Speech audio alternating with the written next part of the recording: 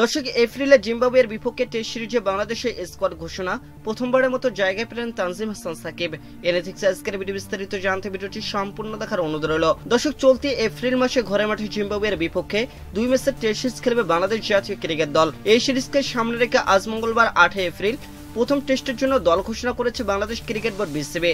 16 সদস্যের ঘোষিত এই স্কোয়াডে বেশ কিছু চমক রয়েছে, যার মধ্যে অন্যতম পেসার তানজিম হাসান সাকিবের প্রথমবারের মতো টেস্ট স্কোয়াডে অন্তর্ভুক্তি। তানজিম হাসান সাকিব বাংলাদেশ দলের হয়ে এর মধ্যে সাদা বলের ক্রিকেটে 28টি আন্তর্জাতিক ম্যাচ খেলেছেন। সীমিত ওভারে ক্রিকেটে ভালো পারফরমেন্স দেখিয়ে নজর কাড়া এই ডানহাতি পেসার এবার টেস্ট স্কোয়াডে জায়গা করে নিলেন। তার অন্তর্ভুক্তিকে ভবিষ্যতের পেস আক্রমণের সম্ভাব্য নেতৃত্ব হিসেবে দেখছেন অনেক বিশ্লেষক।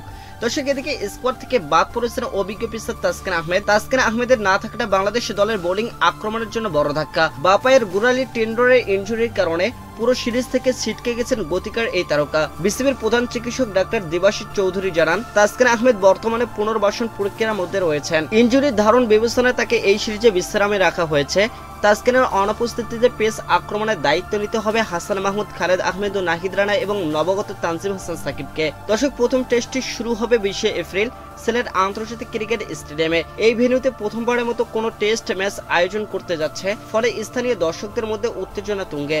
দ্বিতীয় শেষ টেস্টটি শুরু হবে 28 এপ্রিল চট্টগ্রামের ঐতিহ্যবাহী জহুর আহমেদ চৌধুরী স্টেডিয়ামে। চলুন দর্শক, এবার দেখে নেওয়া যাক ঘোষিত স্কোয়াড থেকে batting line up. Mahmudul Hasan Joy opener, ডান হাতে এই ব্যাটসম্যান স্থির মেজাজের ইনিংস গড়তে পারদর্শী এবং সাদমান ইসলামও থাকবেন ওপেনার হিসেবে। বাঁ হাতে এই ব্যাটারের দীর্ঘ ইনিংস খেলার অভিজ্ঞতা রয়েছে। দর্শক, 3 নম্বর পজিশনে থাকবেন নাজমুল হোসেন শান্ত, টপ অর্ডারের অন্যতম নির্ভরযোগ্য তিনি। নেতৃত্বের দায়িত্বে থাকায় ব্যাটিং অর্ডারের গুরুত্ব পাবেন তিনি।